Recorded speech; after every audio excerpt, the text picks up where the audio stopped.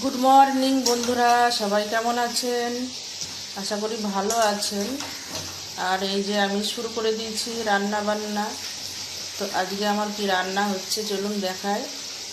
এখানে আমার লাউ হয়েছে, লাউ ছিচকি। আর এখানে আলু ভাজা হচ্ছে, ডিম হবে, এই যে ডিমের ঝোল হবে, মশলা টশলা করা। এখানে ভাত হয়ে গেছে। বন্ধুরা, আজকে হচ্ছে শনিবার। শনিবারে কেউ নিম বেগুন খায় কিনা জানি না, তবে আমি খাই। আর আমি শনিবারে যদিই বা খাই, রবিবারে খাই না। তো যখন গাছে একটা বেগুন আছে ছোট্ট, খুব একটা বড় হয়নি, ভাবলাম আর একটু বড় হবে, তো থাক আজকে তুলেই নিই, একটু নিম বেগুন করব।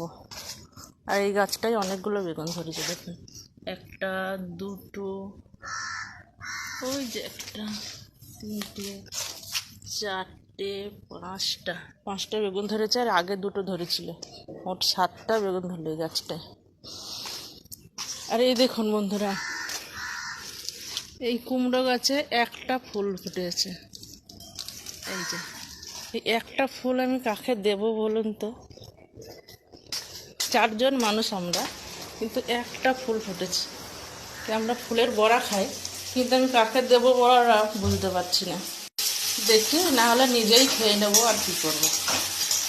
তো এই যে আমার ডিমের ঝোল হচ্ছে, আর নিম বেগুনটা লাস্টে করবো ভেবেছিলাম, আর করবো না, কিন্তু ভাবলাম থাক, একটু নিম বেগুন করেই ফেলি। আর এই যে দেখুন বন্ধুরা, আমার কর্তা মুড়ি খাবে, এখন কাজে বেরোবে। শুধু চিনি কতটা নিয়েছে দেখুন, মানে কি বলবো, আমাকে সুগার পরীক্ষা করতে দিয়েছে। আর ও কত চিনি খায় প্রত্যেক দিনে, দেখুন দই দিয়ে চিনি দিয়ে এখন মুড়ি খাবে। দই খাচ্ছে ঠিক আছে, কিন্তু এতটা যদি চিনি খায়, প্রত্যেক দিন এত চিনি খায় বন্ধুরা। এই যে এই লোকটা এখন দই দিয়ে চিনি দিয়ে মুড়ি খাবে।